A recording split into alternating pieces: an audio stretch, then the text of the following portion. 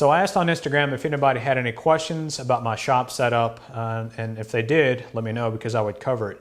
So I've got quite a few questions, so let me go over some of those. Matterhorn Woodworks says junk drawer. I don't have a junk drawer that I can think of. Maybe over in the assembly table, the one drawer with some miscellaneous crap, I think that is my junk drawer. Archer Woodworking says, talk about your lighting. I added 5 shop lights and they're great, but they aren't daisy chained together, so they take up 5 plugs. I did cover the lights. They are the T8 4-foot 4 bulb fixtures. I've got 6 of them, 4100 Kelvin. I do plan on upgrading or changing from to 5000 or 5500 Kelvin lights. 5 of the 6 are all connected to one light switch on this side, and the other one, I do have one of the fixtures connected to the light switch on near the door. And the reason why that's that way is so that I don't have to walk all the way across the dark garage to turn the lights on. And plus, all of these were added after the house was built, so we couldn't connect them to the light switch from the original wiring. Robert the Bald One says, storage for the little things, nuts, bolts, screws, nails, etc. For me, this is the biggest challenge right now. Okay, I covered it on the assembly table, but I store all of my screws in these little, this is the Harbor Freight storage container that has the little individual compartments that you can store your different size screws in. So I keep all of my wood screws in one of these one of these cases. Now the problem with this Harbor Freight one is it's too squishy in the center, so sometimes when I stand it up, some of the screws do fall into the other one. So I plan on getting rid of this and getting a better quality case. Now for my jig parts, I have one of these little cases as well. This is where I keep like my 1/4 inch bolts and some of the little knobs for making jigs. Gotson12 says, are you a full-time woodworker / YouTuber, or do you have any side jobs? No, I'm not a full-time woodworker, nor am I a full-time YouTuber. I work in the IT industry and I do YouTube videos on the side, but no. Greg Malloy says, are you happy with the decision to go with the combo joiner planer? Wish you had separate machines. Are the beds long enough on the joiner? Wide jet versus Grizzly versus Felder? Okay, first question, are you happy with the decision to go with the combo joiner planer? Yeah, I think I am. Wish you had separate machines. If I had the room, I would totally have separate machines, but I don't have the room, so I'm just gonna go with the combo. Are the beds long enough on the joiner?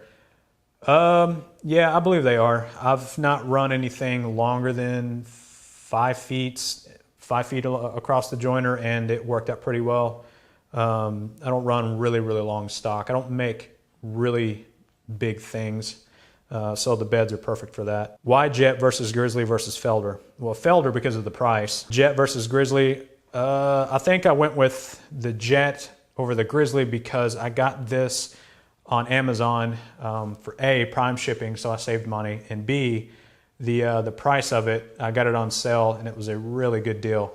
So I went with that. FRH_make says, can you point out how you ran your power and dust collection to your table saw in the center of the shop? Yep, the vertical pipe that goes up the wall and over and back down, I have the 220 power taped to that and dropped down to where the dust collection comes down. So it just goes up and over with the dust collection. And I also ran an extension cord. I think it is a 20 amp extension cord. It's a really beefy extension cord. I ran it up and over and down so that I could also use that for my sander or any 120 volt hand power tool that I'm using at the assembly table. FRH_make says, also, maybe anything you like or don't like about how you did it, and if you change anything. Right now, there's nothing that I dislike about it. There's nothing that I would change about it. Everything works great on the dust collection and the power and stuff. Mark's Wood Projects, I have a similar layout, but I have a saw stop and the outfeed table the other way around. My thinking was that when I offload plywood, I can take it straight from the truck bed to the table saw. Can you talk through why you went the other way around? I'm always looking to optimize with new ideas. Well, I never go straight from the truck to the saw. Everything that I have or purchase ends up in the lumber rack or behind my dust collection. So that was never a concern or a thought that I had. And plus, I mean, it's pretty much, the table saw is in the center of the shop. So, I mean, I have plenty of room behind me for 8-9 foot boards and plenty of room in front of it for 8-9 foot boards, because I keep the garage door shut just to keep consistent lighting for the videos. Now, if I wasn't recording any of the videos, I may consider having it closer to the door, working with the door open. But then again, if it's raining or it's really cold outside, I would probably keep the door shut. So I guess that's not a concern or anything that I thought of at the time, and I never go straight from the truck to the table saw. Stein Woodwork says, dimensions, looking forward to the video. Okay, the garage is 22 by 21.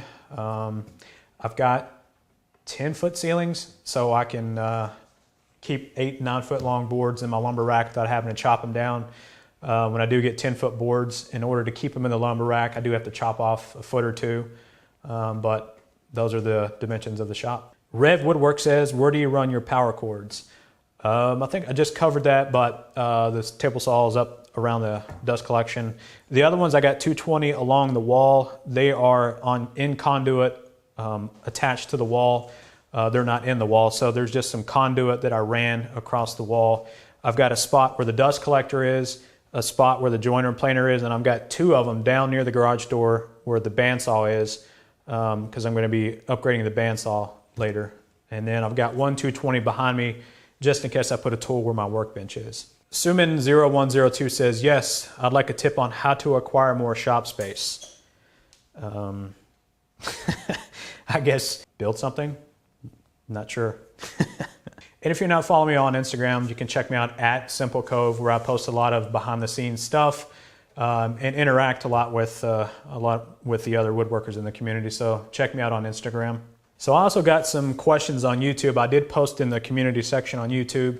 I got a couple questions from that. And the first one says, from Oliver Delica, is your former table saw a cabinet saw?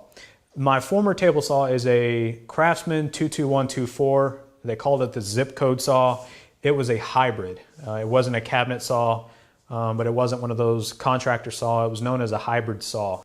Well, I appreciate you guys sticking around and sending the questions in. I hope I answered all of the questions. If you have any more questions, leave them in a post below and I'll try to answer them. Now, I wanted to mention that if you're not aware of my site, it's simplecove.com. It's a place where you can share your projects and create a free online portfolio to showcase some of all of the awesome stuff that you've made. So go sign up and share your projects over there. We have a wonderful woodworking community over there that loves seeing everyone's projects. And also keep an eye out on the site, because I'm going to be launching the next contest here pretty soon, and it's going to be, the theme of this one is going to be cabinetry. So if you built kitchen cabinets, wall cabinets, or any type of cabinet, you'll be able to submit it to this contest for a chance to win one of 3 prizes. I'm still trying to nail down the prizes. I know that the first place prize is going to be the Craig K5 Master Jig System, and Acme Tools is sponsoring that. But for the second and third place prizes, I'm still trying to nail those down. But just keep an eye out on the site for that contest, because it's coming up soon. And this is probably the 4th or 5th contest that we've had on the site. And they're always a blast and always have quite a few entries. So keep an eye out for that. But I appreciate you guys sticking around watching this. And like I was saying, if you have any questions, leave them below. If you liked it, hit the thumbs up and subscribe if you're not already, and share this with a friend that may enjoy it. I'll see you guys in the next one.